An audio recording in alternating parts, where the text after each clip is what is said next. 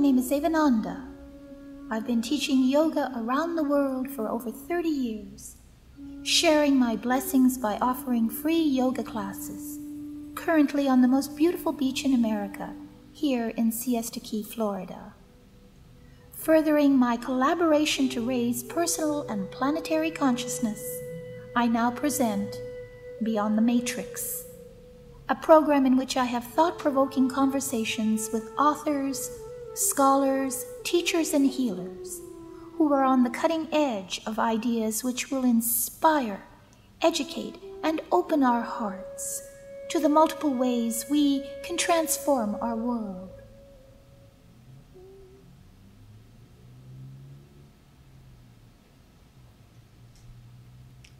Today my guest is Rebecca Merz, PhD. She practices transpersonal psychology, specializing in psychomanteum therapy at the Mind Spa clinic here in Sarasota. Dr. Merz has also worked professionally and personally with dreams for more than 18 years. She has actively participated in seminars and workshops offered at various C.G. Jung societies and at the Jung Institute of San Francisco, and studied under Jeremy Taylor, world-renowned author and dream worker. Welcome to the program, Dr. Merz. Thank you for having me. I am so thrilled to have you here. Now, Dr. Merz, you are a relatively new resident here in Sarasota. Where did you come from, and how long have you been here? I came from, last year I was in the Philadelphia area, working with adolescents and truant adolescents as a clinical counselor. Oh, excellent. But prior to that, I was in Palo Alto studying at the Institute of Transpersonal Psychology. Yes, where it all the mecca, let's just say, of it. Yes. How thrilling. Yes, and I moved to Sarasota to work at Mind Spa, which is a phenomenal place with very interesting cutting-edge technologies and professional services. Wonderful. It's pretty unique, I think. And what do you think about Sarasota as a town? Oh, no, compared to Philadelphia or where you were in Palo Alto? Well, nothing compares to California. That's true. I have a prejudice myself for Hawaii. I'm always asked how it compares to Hawaii. No complaints on There's Sarasota. No complaints. No, it's That's lovely. Beautiful. I love it. It is beautiful. Mm-hmm. All right. So now, Dr. Merz, you're here just to help us, if you can, to understand what transpersonal psychology is, and how it can help us heal and expand our consciousness beyond the boundaries of everyday awareness. So my first question really is this. I realize that historically there were three forces in the world of psychology. There was a psychoanalysis, cognitive behaviorism, and humanistic psychology. Now, transpersonal psychology is the most recent, and they had hoped the fourth force in psychology.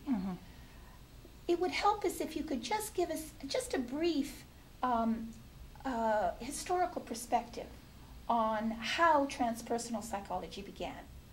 Okay. Transpersonal psychology grew out of the humanistic field. So humanistic field was studying human potential movement, and I guess what happened is that there's awareness that there are peak experiences that people have that connect them to something beyond their limited ego perspective of the world. So the term transpersonal is beyond the self, beyond the narrow limits of our ordinary reality, as you were saying. So transpersonal psychology started as the study of things such as spiritual experiences that took one beyond oneself and brought oftentimes highly transformative experiences that were very healing for individuals. Sometimes these things were spontaneous, sometimes induced through drug use, or other, breathing techniques, yoga, Eastern traditions, things like that. So there became an interest to embrace spirituality as a valid experience. Yeah, and that one's subjective experiences are valid, instead of being pathologized or outside of the realm of science or what can be studied. Yes. I think up until that point, spirituality was split off from science or from psychology. It's a curious thing how when the entire science of psychology is the exploration of mind, and yet there are these experiences that it had not taken seriously or not addressed. An entire realm or spectrum of consciousness that they weren't even studying or anywhere analyzing. How did I understand? One of the interesting aspects of this is that it came out of explorations with drugs such as LSD and psilocybin. That was part of its history. Is it part of it now, or has it graduated past that into other modalities? It's definitely graduated past that. There are many modalities to reach similar states of consciousness, and obviously can be negative side effects to drug use. To drug use. There are still some clinical studies. I can't give you specific information about it, but on LSD or other MDMA used in a therapeutic means, so in a therapeutic context, and showing it to be beneficial and healing. So there are still some studies going on. There were back in the 60s, and then it kind of got shut down, and now there's been renewed interest in different pharmaceuticals or even natural occurring substances and how they affect consciousness and can bring about healing. All so right. That's wonderful. So now we normally identify only a fraction of who we are in ordinary states of consciousness. This is why I believe that, like Mr. Groff, that is Dr. Groff, one of the founders of transpersonal psychology, had to coin the word holotropic to describe these other non-ordinary states of consciousness. Could you tell us, please, how some of these non-ordinary states of consciousness that are used in their therapeutic methods differ from, say, mild states of dementia, or perhaps psychosis of some sort, toxic states of mind? Because I think that people might fear going into these states, that it might be harmful to them. I think the difference between psychoses and, let's say, a non-ordinary state, for example, a non-dual experience where you feel one with everything, is that your ego is still intact. You can still return to a sense of self. There's subtle differentiations from a subjective perspective of what happens in one of those states of consciousness, and where is the I, where is the awareness of the I, whereas psychosis seems to be there's a dissolving of or a shattering of the ego, or a sort of a damage to the ego. It's interesting because in many other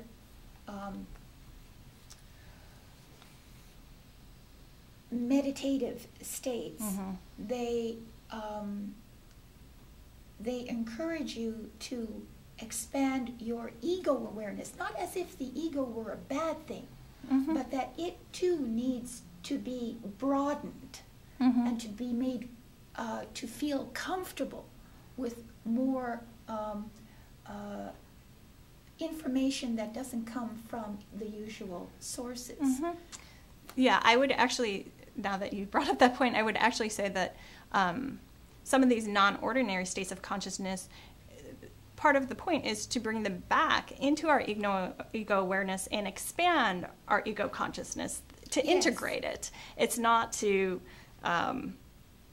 leave our ordinary reality, go on a trip, and then there's been a lot of defamation of the word ego in the spiritual community. So being egoistic, or he's all ego. So kind of an inflated ego is what. An inflated ego is what. Whereas usually the prescription that you get from spiritual practices is to leave or to sever yourself from your ego state and go beyond it. But I like the idea. I think it's an expansion of ego consciousness. It's an expansion and an integration of the non-ordinary state. You integrate it back into your everyday awareness. So you have an expanded awareness, and sometimes that's the healing. That is the healing. That's what's transformative. I think that too, because when we've given the ego too much responsibility. In other words, I've met many people who want to solve every problem through their logical mind or through the physical experiences that they've had.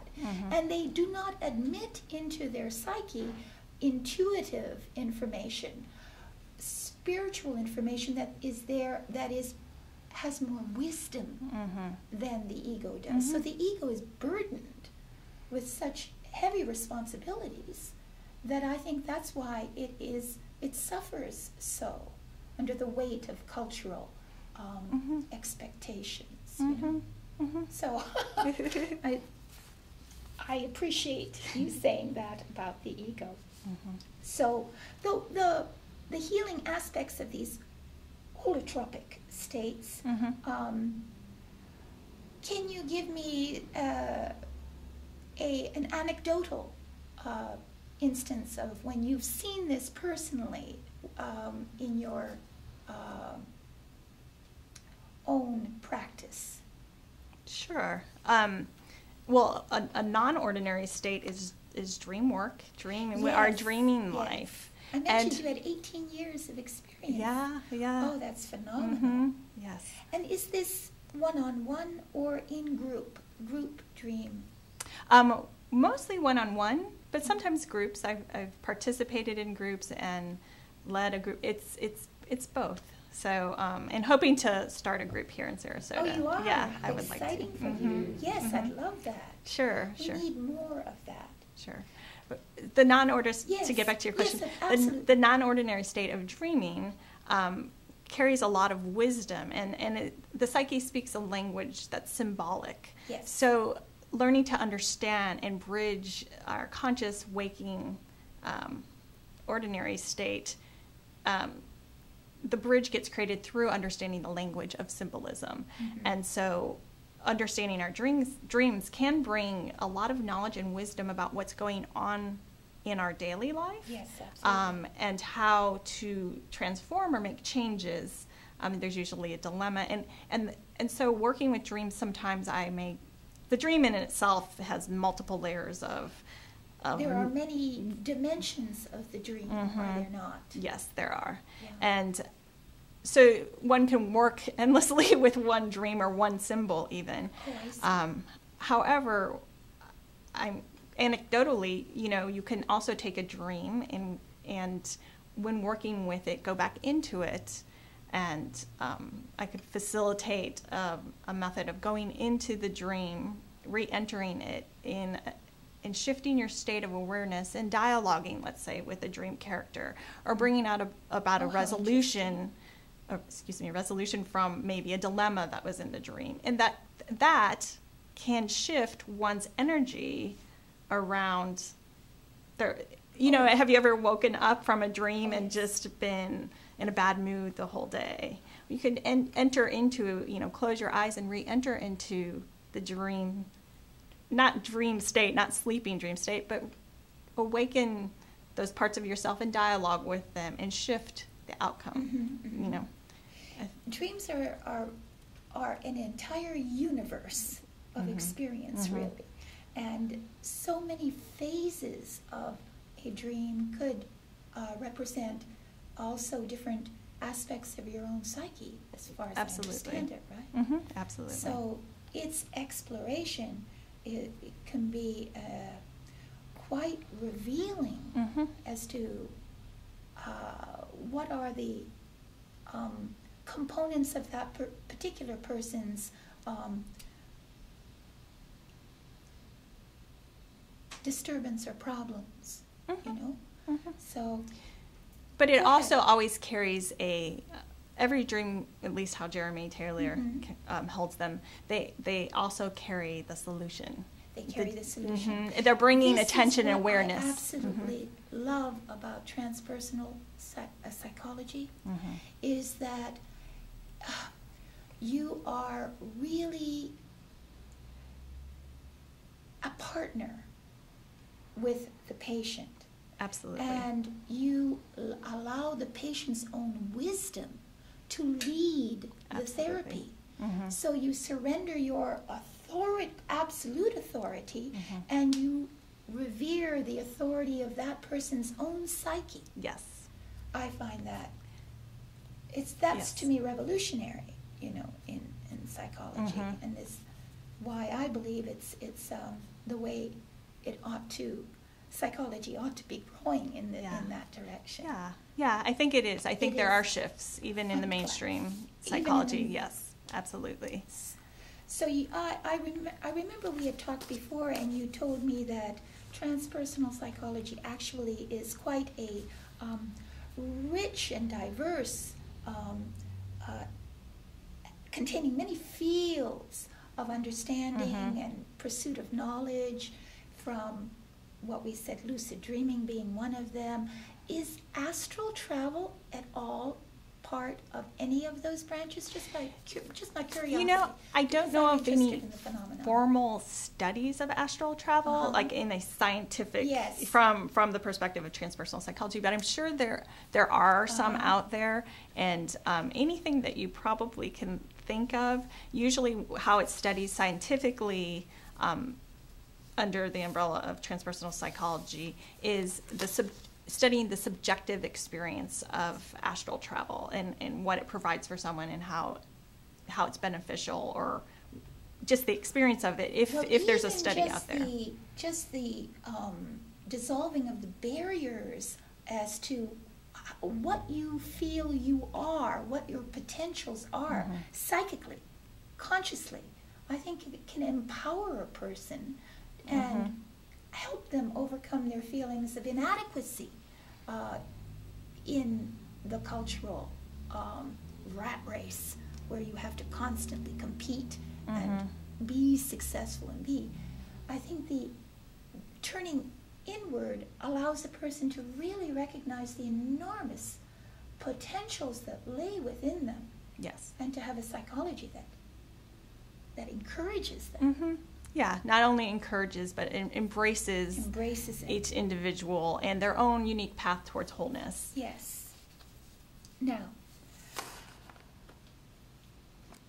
you had your doctoral dissertation, and I'm going to read this because it's quite long. It's Transformation of Bereavement in Psychomanteum Process, Qualities of Meaning and Paths of Change.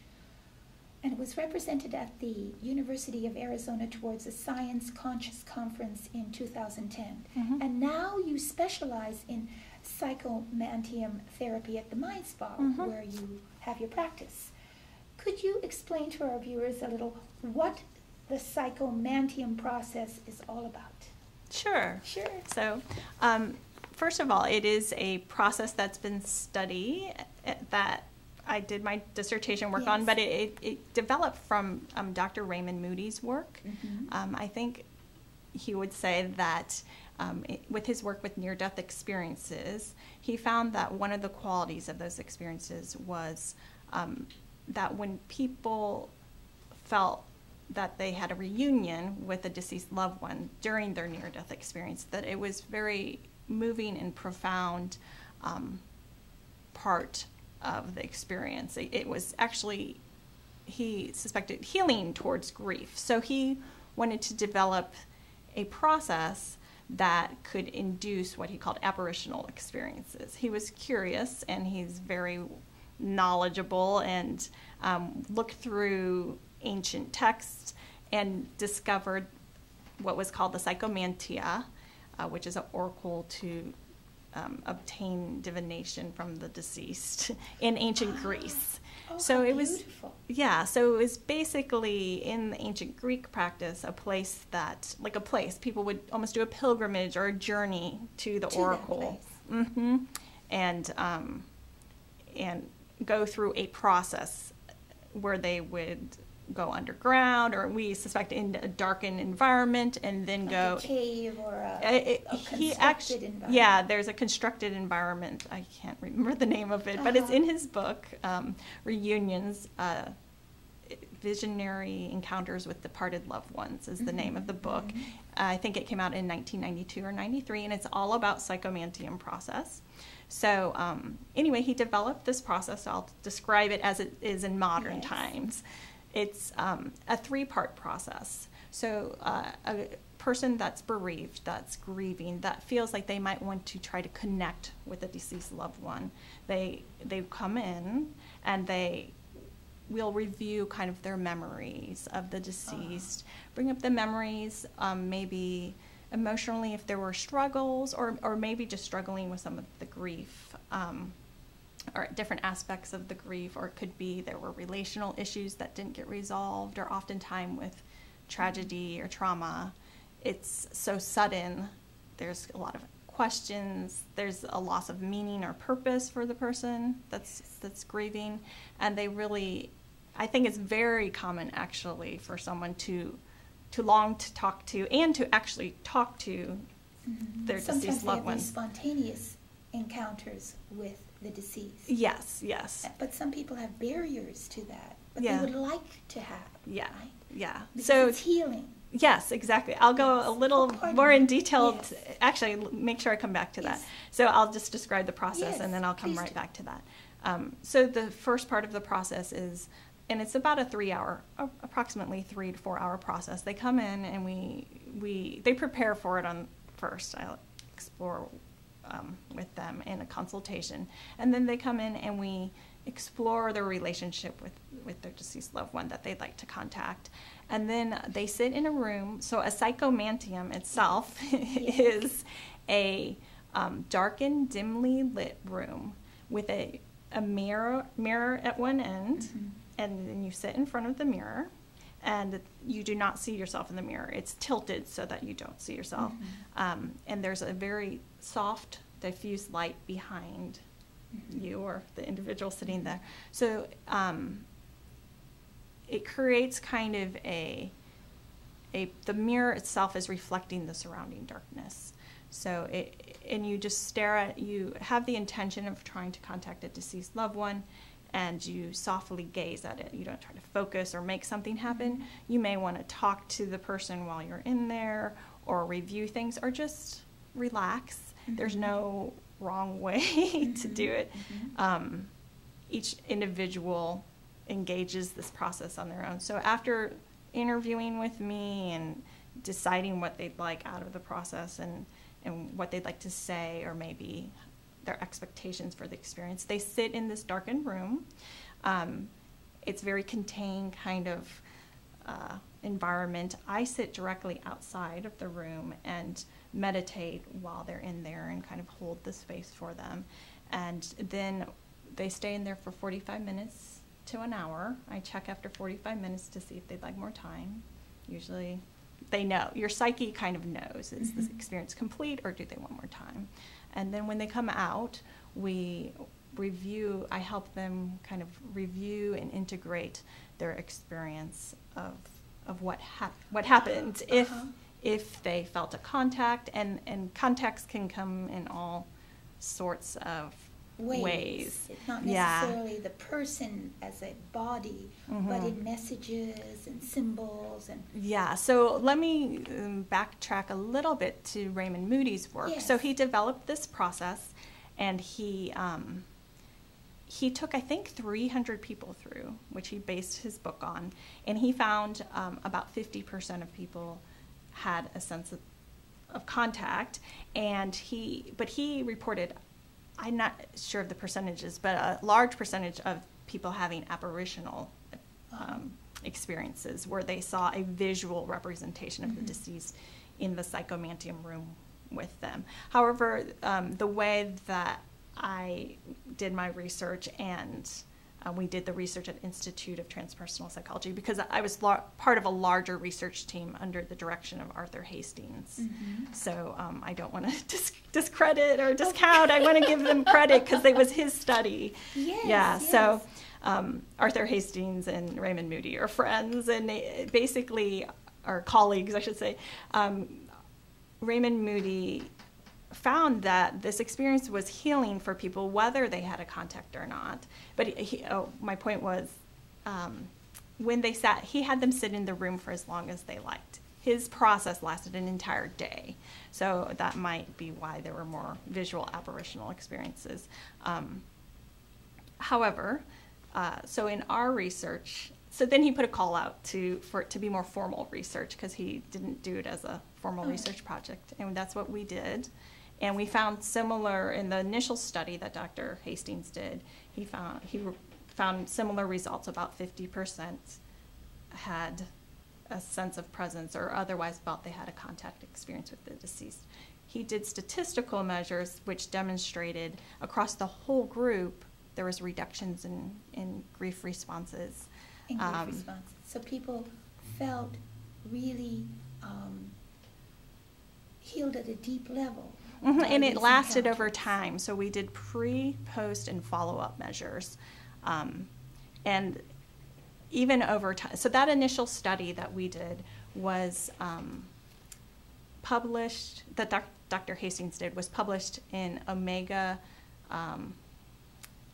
the official name of the journal. Right. It's a peer-reviewed journal for grief and bereavement. Now, if someone wanted to contact you, what's the name of your website if they wanted to come in and have you? Sure, it's www.rebeccamerz.com. Oh, that's perfect. Yeah, that's perfect. So it's my name. Well, thank you, Dr. Merz, for coming to Beyond the Matrix and helping us to understand not only transpersonal psychology, but also your specialty with Psychomanteum sessions. They sound really exciting, and I wish you all the best with them.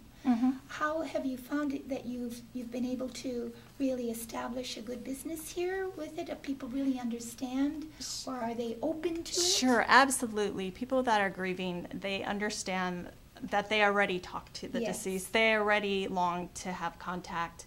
And that it's a big decision to want to go through that process, but there is an openness when you're grieving, and that these experiences happen spontaneously. They're not pathological. They're normal. They're healthy. They're viewed that way in the mental health community. There's a continuing bond with the deceased. Our relationship continues. Well, I congratulate you on your work, and I'm very glad that you've come to Sarasota. To share this with us here. Thank you.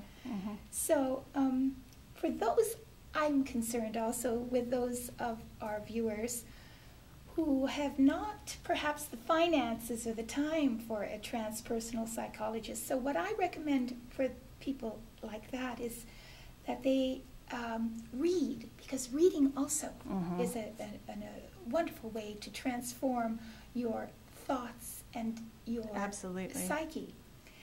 And there's many works by Groff and Tart as well. But I'd like to end with a quote about that by Joseph Campbell. We're so engaged in doing things to achieve purposes of outer value that we forget the inner value. The rapture that is associated with being alive is what it really is all about. So thank you for tuning in, and I hope you'll join me next time on Beyond the Matrix. Thank you so much for being here.